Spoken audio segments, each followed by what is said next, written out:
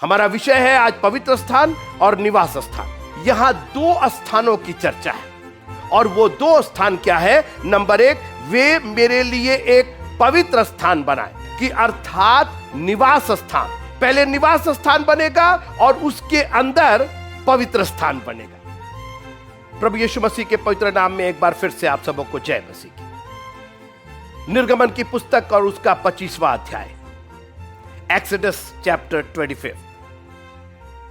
आप ये सोच रहे होंगे कि भाई साहब आप ये निर्गमन की 25वें अध्याय पर क्यों अटके हुए हैं? आप क्यों नहीं आगे बढ़ रहे? अभी तो आप 26 पर चले गए थे, फिर वापस आप 25 पर आ गए। जी, आपका पूछना वाजिब है, लेकिन उसका उत्तर भी बहुत वाजिब है। और उत्तर यह है कि निर्गमन की पुस्तक में 40 अध्याय है और 25 से लेकर के और 40 अध्याय, ये एक दो बातों पर निर्भर है। ये दोनों, ये जो चैप्टर है 25 से लेकर के 40 तक, एक एक चैप्टर 25वें अध्याय की दो बातों पर निर्भर है। वही बात मैं आपसे आज करूंगा। तो जब तक आपको स्टार्टिंग पॉइंट नहीं मालूम होगा, 25 के बाद जितने अध्याय है वो इसी 25 के अध्याय पर ही निर्भर है, यहीं से उनकी शुरुआत है। इसलिए पहले 25 को समझ लीजिए, उसके बाद आपको बहुत आसान होगा बाकी अध्याय समझना।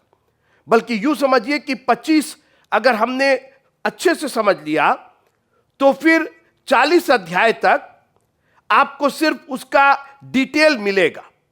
जैसे एक धावक जब दौड़ता है तो पहले वो किस जगह से स्टार्टिंग पॉइंट को तय करता है, वहीं पर वो खड़ा होता है, वहीं पर अपने आप को संवारता है।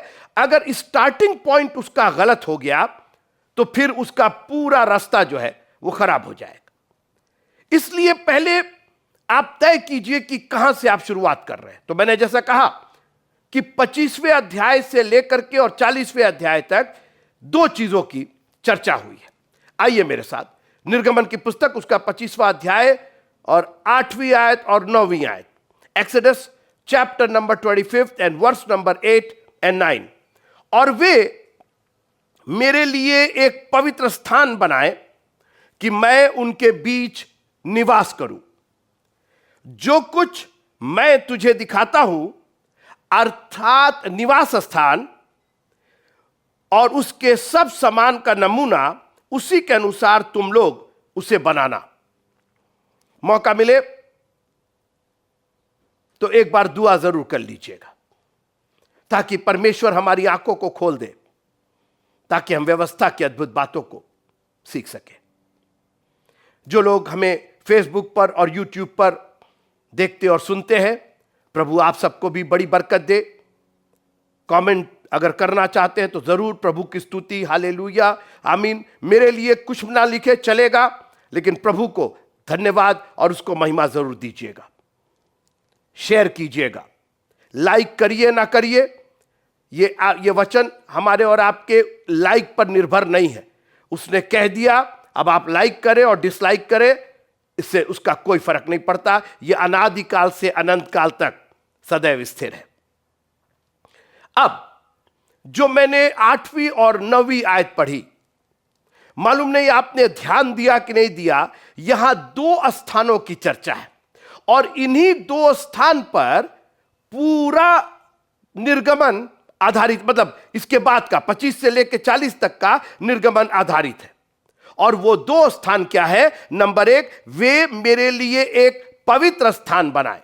कहीं नोट कर लीजिए, अंडरलाइन कर लीजिए, पवित्र स्थान। पहला चीज पवित्र स्थान बनाए, और 9वें पद में लिखा है कि अर्थात निवास स्थान। तो दो स्थान बनाने के लिए परमेश्वर यहोवा ने कहा कि तुम एक पवित्र स्थान बनाओगे, मगर वो पवित्र स्थान निवास स्थान में होगा। पहले निवास स्थान बनेगा और उसके अंदर पवित्र स्थान बनेगा। और इन्हीं दो पर आधारित निर्गमन की बाकी अध्याय है।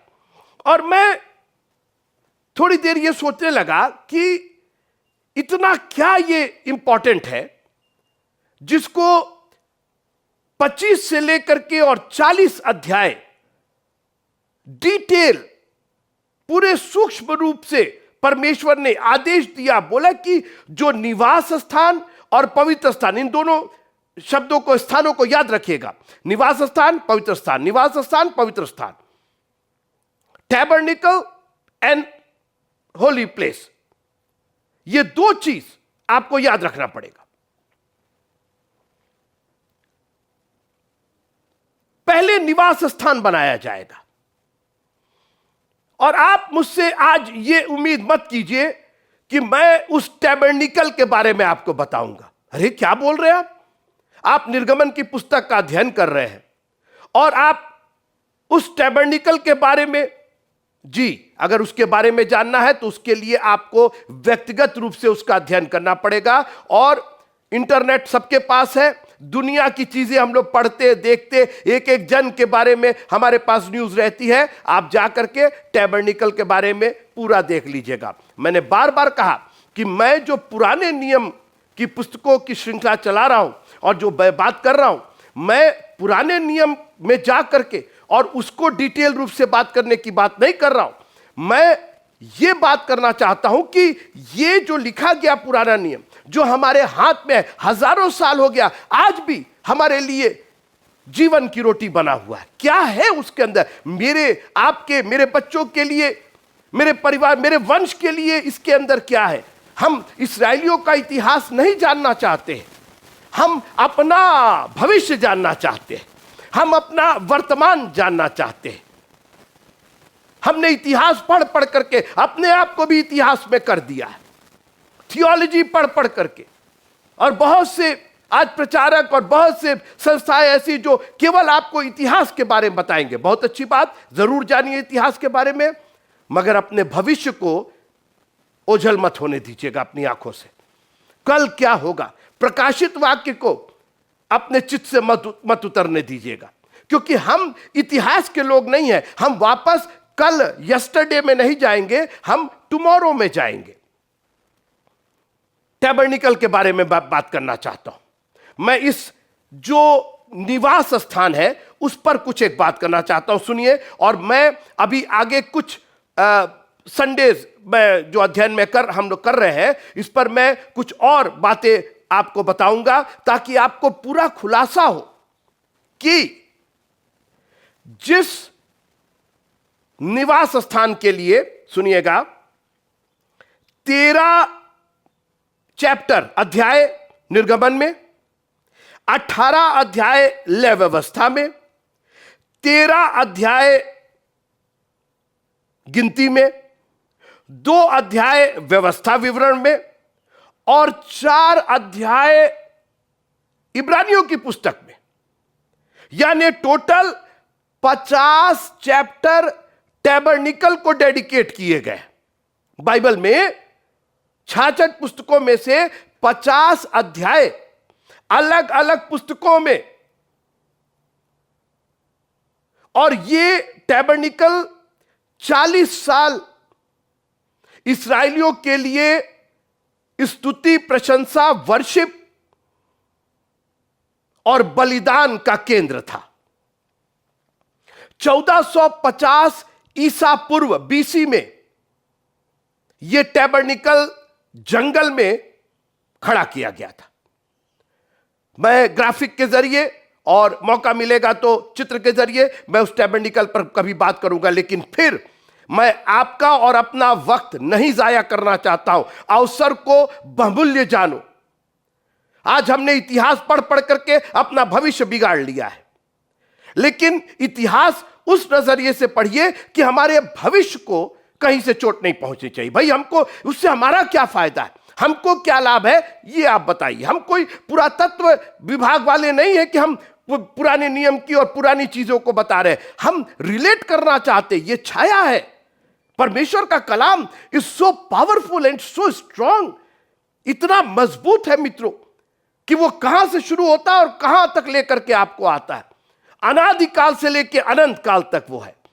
और मैं नहीं चाहता हूं कि आपके उद्धार को हम किसी तरीके से किसी पुरातत्व वाली चीज में उलझा करके रखें। मैं चाहता हूं कि आप उत्साहित हो। यह परमेश्वर का वचन हमारे लिए जीवन और बहुतायत का जीवन है। यह कसरत की जिंदगी देने वाला कलाम है।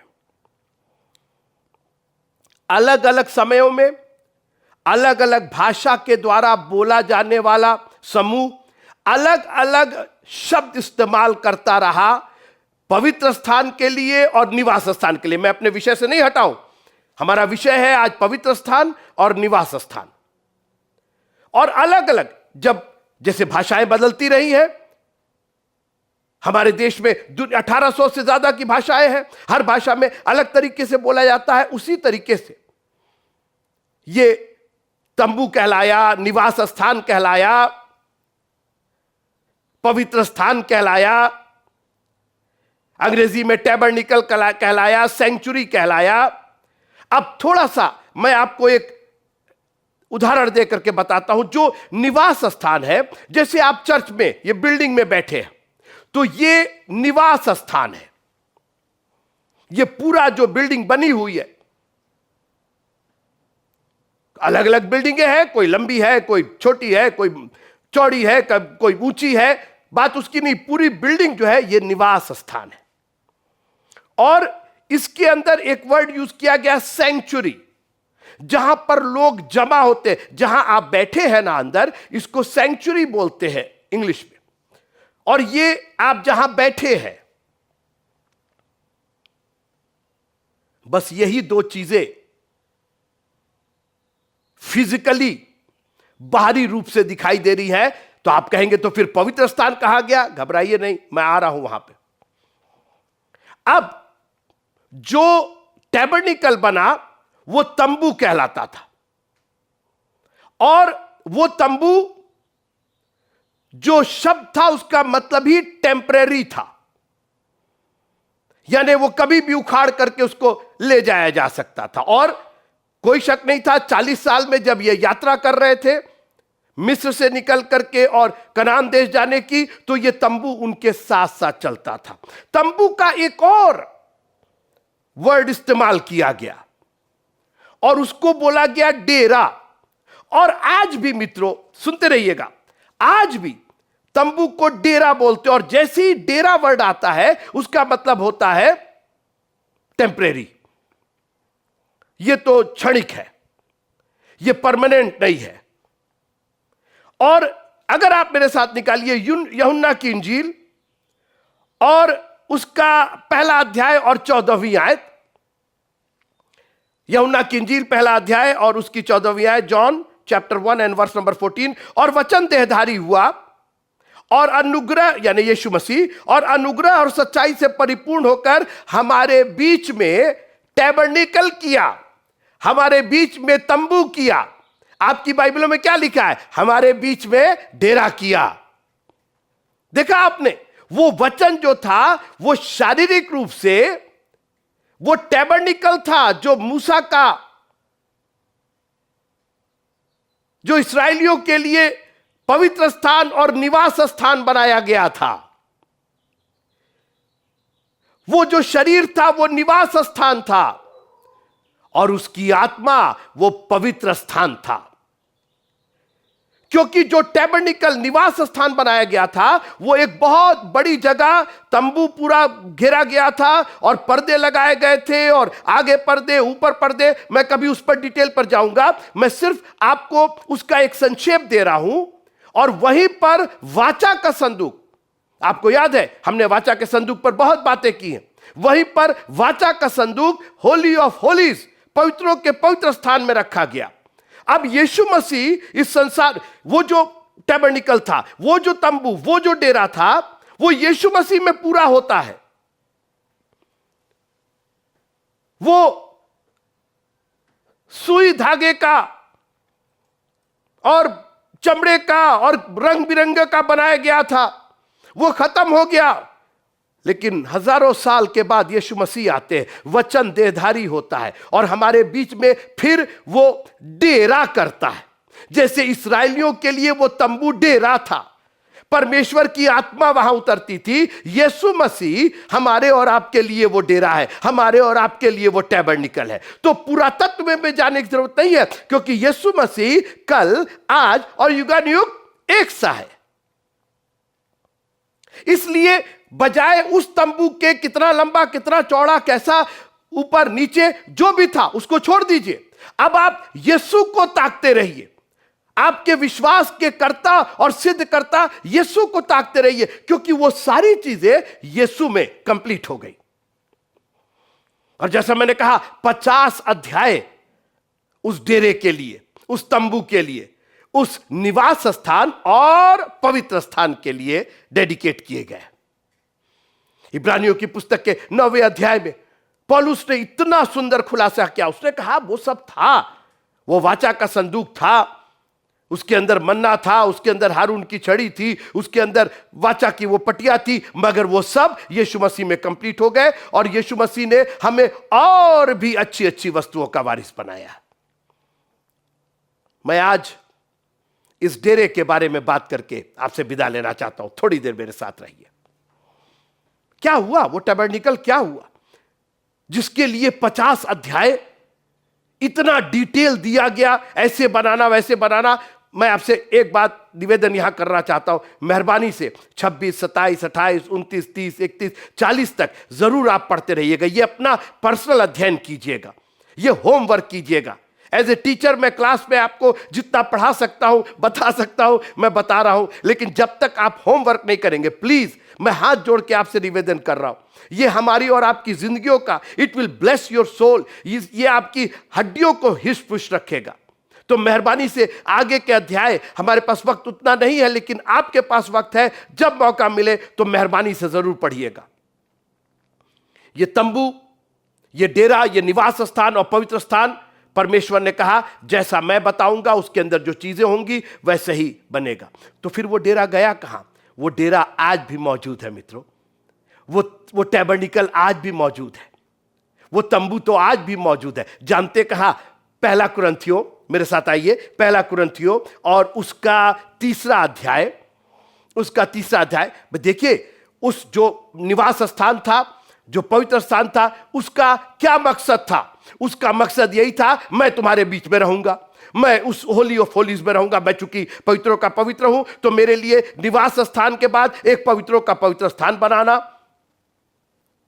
और जिस तरीके से मैं कहूंगा वो निवास स्थान, भाई मेरा निवास स्थान है, परमेश्वर का निवास स्थान है, तो परमेश्वरी के हिसाब से तो चलेगा। वो आपका घर है तो आप जैसा चाहते हैं, जैसा कलर आप चाहते हैं, जैसा सोफा आप चाहते हैं, जैसी दरी चाहते हैं, जैसी डाइनिंग टेबल, आपका घर है, जो दिल में आए आप करिए, कोई कुछ नहीं बोल सकता है। अब आप सुनिए, पहला कुरिन्थियों उसका तीसरा अध्याय और 16वीं आयत। क्या तुम नहीं जानते? क्योंकि पौलुस ने इस तरीके से इसलिए इस सेंटेंस को शुरू किया कि ये उस टैबरनेकल के बारे में जानते थे, इस टैबरनेकल के बारे में नहीं जानते थे। उस डेरे, उस तंबू के बारे में, उसमें ये सनी का बटा हुआ ये था, और ऐसे पर्दे थे, और 15 हाथ का था, भी डिटेल जानते थे। मगर जो जानना चाहिए था, मैंने कहा हम इतिहास के लोग नहीं हैं, इतिहास जानने की चीज अच्छी है, लेकिन अमल करने के लिए, अपने फ्यूचर के लिए आपको वर्तमान की बात जाननी पड़ेगी। 1 Corinthians chapter 3 and verse number 16। क्या तुम नहीं जानते? नहीं जानते। आज दुनिया की चीजें हम लोग जानते हैं। बच्चों से पूछिए तो एक एक हीरो हीरोइन का नाम बता करके रख देंगे, कौन किस मूवी में कौन सा गाना, क्या सब जानते हैं, लेकिन पौलुस और सिलास के बारे में नहीं जानते। और जो पौलुस कह रहा है ये तो कतई ही नहीं जानते। आगे पढ़े हम। क्या तुम नहीं जानते कि तुम सब लोग बोलिए मैं, क्योंकि ये तुम जो है वो मैं में। प्रॉब्लम ये है ना कि तुम के चक्कर में हम लोग बगल वाले को देख, तुम तो वो भी तो आपको देख रहा है, तो ये मैं, क्या तुम नहीं जानते? क्या मैं नहीं जानता? अरे मैं फलाने का हस्बैंड हूं, मैं फलाने का बाप हूं, मैं फलाने पोस्ट पर हूं। ये दुनिया की बातें हम लोग करते हैं, लेकिन आज हम भूल गए हैं कि आज वो टैबरनेकल जिसको परमेश्वर ने अपने हाथों से कहा कि ये इस तरीके से बनेगा, ऐसा बनाया जाएगा, ये चीजें रहेंगी, आज वो तंबू आज हमारे और आपके शरीर में परिवर्तित हो गया। फिर से सुनिए, क्या तुम नहीं जानते कि तुम परमेश्वर का मंदिर हो और परमेश्वर का आत्मा तुम में वास करता है। मैंने कहा ना, दो स्थान है, एक निवास स्थान है और एक पवित्र स्थान है। आपका शरीर वो निवास स्थान है और आपका जो हृदय है वो परमेश्वर की आत्मा, उसमें वो होली ऑफ होलीज है उसके अंदर। और जब इस्राएलियों के लिए वो इतना महत्वपूर्ण हो सकता है क्योंकि वो परमेश्वर का निवास स्थान था। और हम और आप अपने शरीर को जिस तरीके से इस्तेमाल करते हैं, हमको तो कभी कभी शक होता है कि क्या हम सचमुच जानते हैं कि हमारा शरीर परमेश्वर का मंदिर है। मैं दो एक बातें मंदिर के बारे में बता करके आपसे विदा लेना चाहता हूं और अपने जीवन पर उसको लागू कीजिएगा। नंबर एक, हम तो मंदिरों के देश में रहते, हर कोने पर तो मंदिर है। और मंदिर का मतलब सिर्फ नॉन क्रिश्चियन का मंदिर नहीं, मंदिर का अर्थ जहां इष्ट की आराधना होती है। याद रखिएगा कि मंदिर हमेशा एक स्पेशल, एक विशेष जगह होती है, भवन होता है जो बाकी भवन से अलग होता है। फिर से सुनिए, एक मंदिर, दुनिया के पूरे मोहल्ले में दुनिया के भवन होंगे, लेकिन एक मंदिर, एक चर्च, एक गिरजा हो जाएगा, वो बिल्कुल अलग होगा। जानते हैं क्यों? क्योंकि वहां उस मंदिर में, उस भवन में, वो मंदिर इसलिए होता है कि वहां ना तो खाना पकाया जाता है और ना वहां पर सोया जाता है, ना वहां पर रहा जाता है। उस जगह सिर्फ परमेश्वर की उपासना की जाती है। वो डेडिकेटेड है। आप सुनते जाइए और अपने आप को देखते जाइए कि ये जो कह रहे हैं, कह तो सही रहे, मंदिर तो ऐसे ही होता है। क्या तुमने, मैं नहीं कह रहा हूं, क्या तुम नहीं जानते कि तुम परमेश्वर का मंदिर हो? No you not that ye are the temple of the living God, you are the tabernacle. आज परमेश्वर ने उस टैबरनिकल को लोप कर दिया, बोला उसकी जरूरत नहीं है हमको। अब मेरे पास तो जीता जागता एक एक टैबरनिकल मेरे पास यहां पर मौजूद है। हजारों की संख्या में टैबरनिकल और वो तंबू मौजूद है, मंदिर मौजूद है। क्या तुम नहीं जानते कि तुम परमेश्वर का मंदिर हो? मंदिर एक विशेष भवन होता है। एक बात बताए, मंदिर पर लिखने की जरूरत नहीं है कि यह मंदिर है। आपको दूर से देख करके पता चल जाएगा यह तो चर्च है, यह तो मंदिर है। यहां तो आराधना होती होगी, यहां तो उपासना होती होगी किसी इष्ट की, किसी विशेष ऊपर जो संसार का मालिक है उसकी आराधना होती होगी। कहने की जरूरत नहीं, लिखने की जरूरत नहीं है।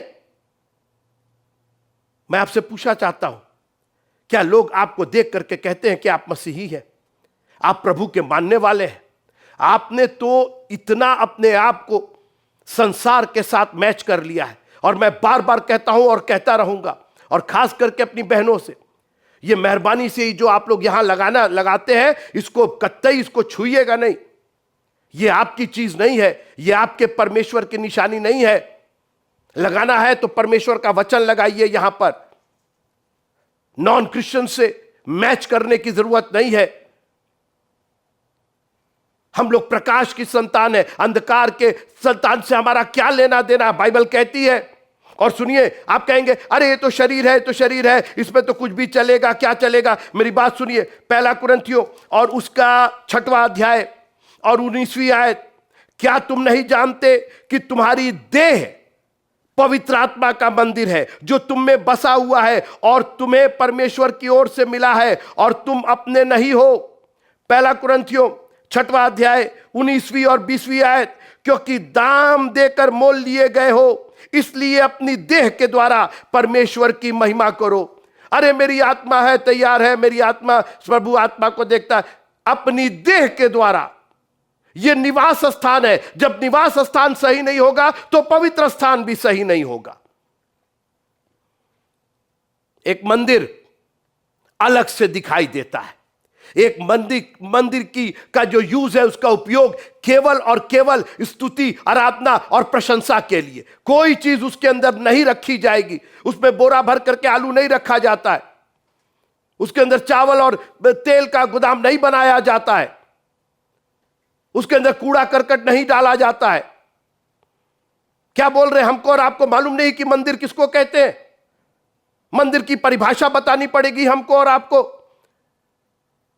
तो अपने शरीरों को देखिए ना, अपनी देह को देखिए ना, क्या बना करके रख दिया है।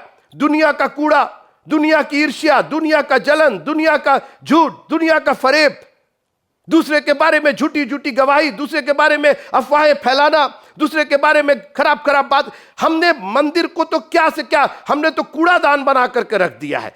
क्या तुम नहीं जानते कि तुम परमेश्वर का मंदिर हो? हम निर्गमन जो शुरू किया है हमने, हम इसीलिए कि आज हमारे लिए क्या है। और देखिए प्रॉब्लम यह है ना कि बाइबल हमें बहुत कुछ बनाती है और बताती है कि हम ये हैं, हम परमेश्वर के राजदूत हैं, हम उसकी खेती है, हम उसके गवाह हैं, बहुत कुछ है। ये जो एक हमें उपमा दी गई है कि क्या तुम नहीं जानते कि तुम परमेश्वर का मंदिर हो, इसके साथ दंड जुड़ा हुआ है। अगर आपने, देखिए आप राजदूत है, आपने नहीं काम किया, चलिए कोई बात नहीं, आपने गवाही नहीं दी, फिर भी चल जाएगा। लेकिन दंड यह है कि जो कोई इस मंदिर को गंदा करेगा, if any man defiles the temple of living God, him will God destroy. अगर किसी ने इस मंदिर को किसी तरीके से, आज देखिए हम लोग के देश में मंदिर और इसी पर कितना बवाल हुआ है। और जो वास्तविक मंदिर है, जिसमें पवित्र आत्मा रहता है, परमेश्वर की आत्मा रहती है, उसका तो कोई ख्याल ही नहीं है। उसको तो जितना अब्यूज किया गया है, जितना दुरुपयोग हमने शरीर का किया है, शायद हमने अपने कूड़ेदान का उतना दुरुपयोग नहीं किया। कूड़ेदान को भी हम लोग साफ करते और धोते और उसको सही जगह रखते हैं, मगर अपना शरीर ये कहां जाता, किसके यहां जाता। संडे को दुनिया के लोग इसको इस्तेमाल करे, कोई भी आपके दिमाग में कुछ भी डाल दे, अपना कूड़ा डाल दे, अरे ऐसा हुआ वैसा हुआ, ये करते वो ये करते हैं। प्लीज, अगर इस मंदिर को आपने गंदा करने की कोशिश की, अगर आपने इसको किसी तरीके से हानि पहुंचाई, हिम विल गॉड डिस्ट्रॉय, परमेश्वर नाश करेगा। सोच लीजिए, इतनी कठोर बात लिखी गई है। आप सिर्फ ये कहे अरे मेरा शरीर है और मेरा देह है, हमको जो दे जी नहीं, तुम अपने नहीं हो। ये मैं नहीं कह रहा हूं, मैं अपने को भी प्रीच कर रहा हूं। तुम अपने नहीं हो। मैं बहुत वक्त नहीं लेना चाहता हूं, मैं आगे फिर मंदिर पर बात करूंगा, आप मेरे साथ रहिएगा। शैतान चाहेगा कि आपको कहीं ना कहीं से, अरे बेमतलब की बात, बहुत अच्छी बात है, ये आपकी और हमारी जिंदगी का सवाल है मित्रों। लेखा हर एक को अपना अपना देना पड़ेगा। आप बहुत आसानी से आगे बढ़ सकते हैं, बहुत आसानी से इग्नोर कर सकते हैं, आई डोंट केयर। लेकिन यह जान लीजिएगा कि तुम अपने नहीं हो, दाम दे करके मोल लिए गए हो। क्या आपका शरीर अलग से दिखाई देता है? क्या इससे निकली हुई बातें दुनिया के लोगों से अलग बातें हैं? क्या आप प्रकाश की संतान दिखाई देते हैं? पौलुस ने कहा कि हमारी पत्री तुम हो। लोग तुमको पढ़ते हैं, तुम्हारे व्यवहार को पढ़ते हैं, तुम्हारी बातों को पढ़ते हैं, तुम्हारी नम्रता को पढ़ते हैं, तुम्हारे चाल चलन को पढ़ते हैं। बहुत से लोग हैं जो नहीं पढ़ सकते हैं मित्रों, अनपढ़ है। किस भाषा में पढ़ाएगा? हम लोग परेशान है, कितना ट्रांसलेट हो जाए बाइबल। अरे ट्रांसलेट करना है तो अपने बॉडी में, अपनी देह में ट्रांसलेट कर दीजिए उसको और कहिए प्रभु तेरा धन्यवाद हो। हम तो सोचते थे कि ये मंदिर है, वो मंदिर है, यहां जाना वहां जी नहीं। बाइबल कहती है कि तुम मेरे लिए कौन सा भवन बनाओगे? मैं हाथों से बनाए हुए भवन में नहीं रहता हूं। और याद रखिएगा, ये देह किसी के हाथ से बनाया हुआ नहीं, ये परमेश्वर ने खुद अपने हाथ से बाग एदन में बनाया और अपने जीवन का श्वास, अपना पवित्र आत्मा हमारे में डाला है। एक और बात करके मैं विदा लूंगा आपसे। मंदिर को देखभाल की जरूरत पड़ती है और उसके लिए एक पुजारी रखा जाता है, एक प्रीस्ट रखा जाता है, एक पादरी रखा जाता है, एक कस्टोडियन रखा जाता है, एक देखभाल करने वाला रखा जाता है। आपकी देह जैसे मंदिर का कस्टोडियन, प्रीस्ट, पादरी, देखभाल करने वाले आप खुद हैं। और उसका काम बाजार में जाकर के सब्जी बेचना नहीं होता है, उसका काम जाकर के फुटबॉल खेलना और क्रिकेट खेलना नहीं होता है, उसका काम मंदिर की सफाई है। मंदिर जितना साफ होगा उतना खूबसूरत होगा। मंदिर में गंदगी आई नहीं कि और किसी को नहीं, अरे भैया तुम आके साफ कर दो, तुम आकर के साफ कर दो, हमने दुनिया को ब्लेम किया। जी नहीं, आप पुजारी हैं और आपसे यह हिसाब लिया जाएगा। आपको रखा गया है, आपकी देखभाल में। मैंने बताया परमेश्वर ने बाग एदन में आदम को रखा और अपेक्षा क्या की थी कि तुम इसमें काम करोगे और इसकी रक्षा करोगे। मंदिर में जो चाहे सो चलाए, कुत्ता चलाए, सुअर चलाए, गाय चलाए, बैल चलाए, जी नहीं, कौन हटाएगा उसको? कस्टोडियन, देखभाल करने वाला, जिसको जिम्मेदार बनाया गया है। हम और आप जिम्मेदार हैं मित्रों, इस मंदिर के, परमेश्वर के मंदिर के। हम दाम देकर के मोल लिए गए हैं। तुम अपने नहीं हो, तुमको एक जिम्मेदारी दी गई है। आज हम लोग अपने शरीर को ऐसा यूज करते हैं, अरे किसी के साथ भी काम कर लेंगे, कितना भी काम कर लेंगे। ये पूरा शरीर जैसे हमने अपने मंदिर को किराए पर उठा दिया है।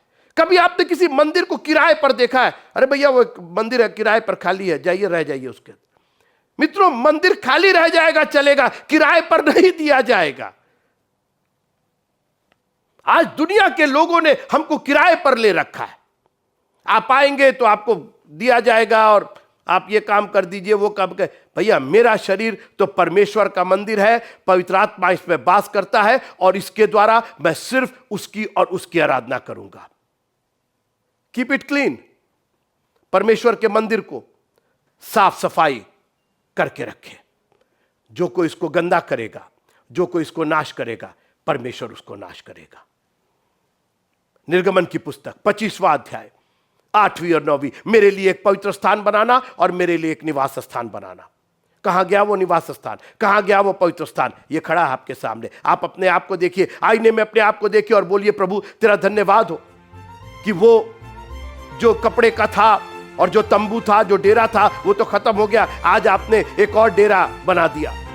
आज आपने हमारे शरीर को ही अपना मंदिर बना दिया और जब तक हम इस शरीर में हैं तब तक इस मंदिर की हम दिल और जान से देखभाल करेंगे। क्योंकि अगर आपने इसको गंदा किया, अगर आपने इसकी अवहेलना की, अगर आपने इग्नोर किया अपने मंदिर को साफ रखने के लिए, गॉड विल डिस्ट्रॉय यू। परमेश्वर आपको नाश करेगा। प्रभु आप सबको बहुत आशीष दे। जय मसीह।